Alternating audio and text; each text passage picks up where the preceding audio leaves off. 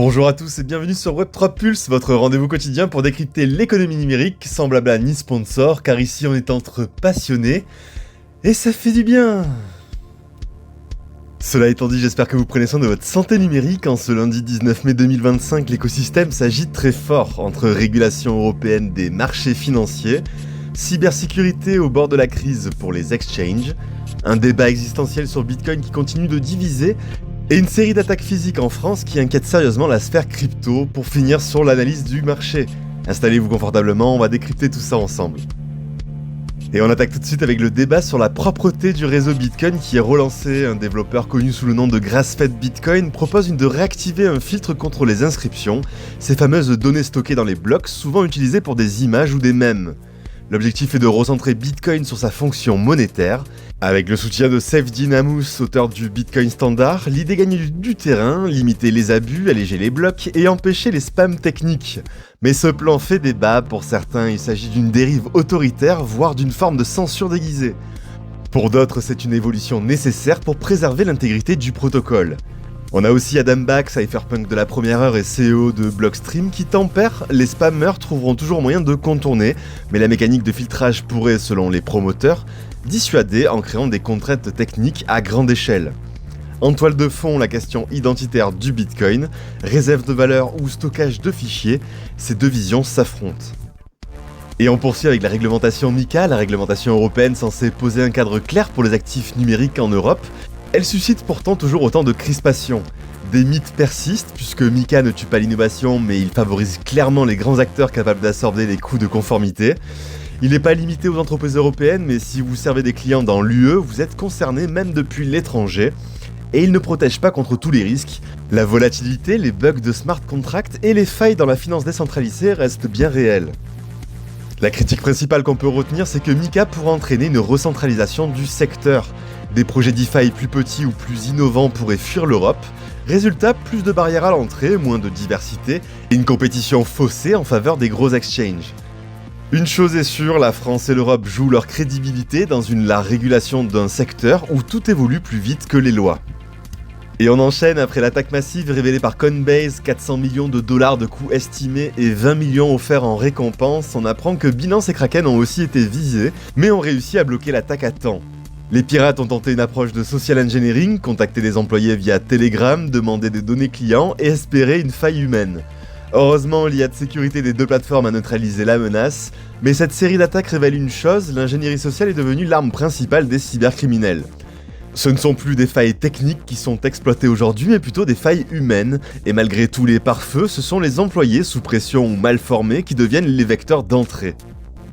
Ensuite, une info préoccupante pour la France puisque 26% des attaques crypto physiques recensées dans le monde en 2025 ont eu lieu en France. C'est énorme, disproportionné par rapport à notre poids économique dans l'écosystème. Alors il y a plusieurs pistes pour expliquer ce chiffre. Déjà une culture de défiance envers les entrepreneurs qui est souvent stigmatisée. On a ensuite une réglementation qui impose de rendre publique l'adresse personnelle des dirigeants d'entreprise. Et enfin une représentation fantasmée de la richesse crypto alimentée par certains influenceurs. Heureusement, ces attaques n'ont connu aucun succès, grâce à des portefeuilles sécurisés, des leurres, des systèmes de time lock et surtout parce que les cryptos ne sont pas anonymes, elles sont traçables. Mais l'inquiétude monte, des figures comme Pierre Noasa et Éric Larchevêque alertent, l'inaction politique, la fragilité juridique et le manque de moyens de protection rendent les entrepreneurs français très vulnérables. Des mesures concrètes sont demandées, comme autoriser les entreprises à financer la sécurité privée des dirigeants, sans risquer d'être accusés d'abus de biens sociaux. Du côté du marché crypto, le marché entame cette semaine dans le rouge mais sans panique, la capitalisation globale reste solide à 3260 milliards de dollars, en recul de moins 0,50% sur 24 heures. Les volumes d'échange s'établissent eux à 138 milliards de dollars, en forte hausse de 68% sur 24 heures, signe d'une activité qui reste dynamique malgré les prises de bénéfices. Le sentiment du marché toujours orienté grid à 71% mais sans emballement excessif. L'annonce du Bitcoin est à 62,9%, toujours en hausse, le BTC résiste bien autour des 103 422 dollars malgré un net recul journalier de 0,63%. Il reste dans une phase de consolidation saine après un fort rebond ces dernières semaines.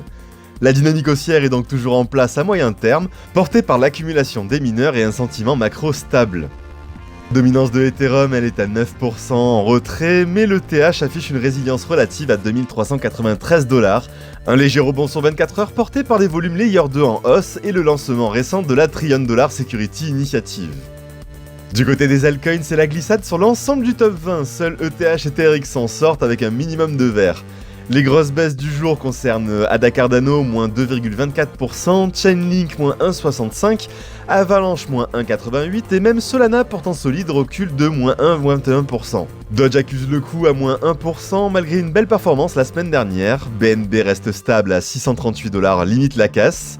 Le SUI en forte croissance ces dernières semaines redescend à 3,77 $ en baisse de 0,08%, très négligeable sur 24 heures. Conclusion, le marché connaît une respiration technique après la dernière poussée haussière, aucun signal d'inversion de tendance à ce stade. Le Fear and Greed Index reste modéré en grid, les fondamentaux restent solides et les catalyseurs macro comme une éventuelle baisse des taux en juin pourraient relancer le mouvement. Pour l'instant, c'est le calme avant potentiellement une nouvelle jambe haussière, donc on restera attentif aux news macro. Voilà, c'est tout pour moi, j'espère que vous avez aimé cette vidéo. Si c'est le cas, merci de liker, commenter et abonnez-vous pour ne rien rater. On se retrouve dès demain. D'ici là, tradez prudemment, holdez intelligemment et surtout ne vous laissez pas manipuler par vos émotions. A très vite sur Web3 Pulse.